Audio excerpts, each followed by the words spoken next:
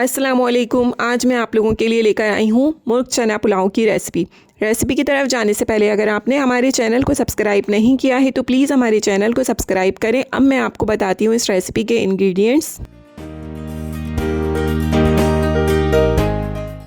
यहाँ पे मैंने 700 ग्राम बासमती राइस लिए हैं।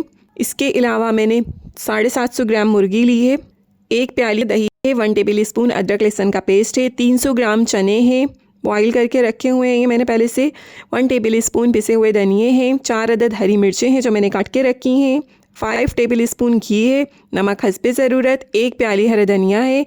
इसके अलावा साबुत गरम मसाला है, 2 अदद तेज़पात के पत्ते हैं, 1 टेबल स्पून ज़ीरा है, 6 से 7 लौंगे हैं, 10 से 12 काली मिर्चें हैं, 1 दालचीनी का टुकड़ा है और 1 अदद बड़ी इलायची है। सबसे पहले हम पैन में घी डालेंगे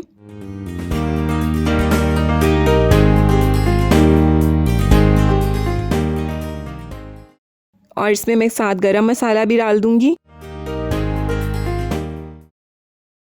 अब मैं इसमें अदरक लहसुन का पेस्ट ऐड करूंगी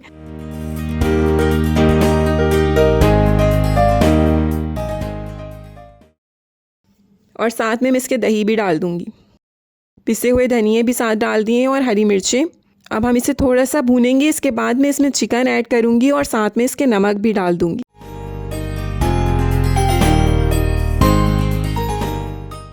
चिकन गलाने के लिए मैं इसमें कोई पानी ऐड नहीं करूंगी क्योंकि मैं ऑलरेडी दही डाल चुकी हूँ तो चिकन उसी में गल जाएगी। अब मैं इसे 10 मिनट के लिए कवर करके रखूँगी।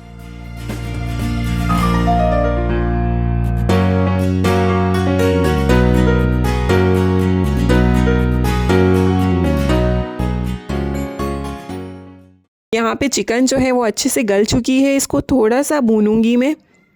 इसके बाद मैं इसमें चने डाल दूंगी और साथ हरा धनिया भी ऐड कर दूंगी।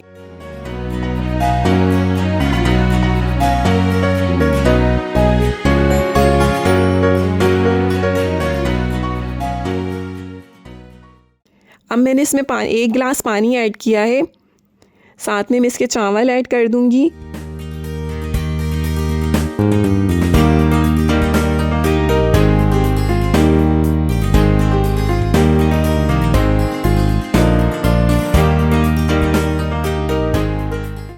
उबाल आने के बाद मैं इसे मज़ीद 10 मिनट के लिए कवर करके रखूँगी।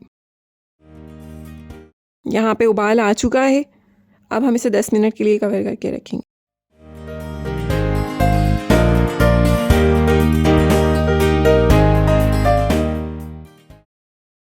यहाँ पे ये पुलाव तैयार हो चुका है।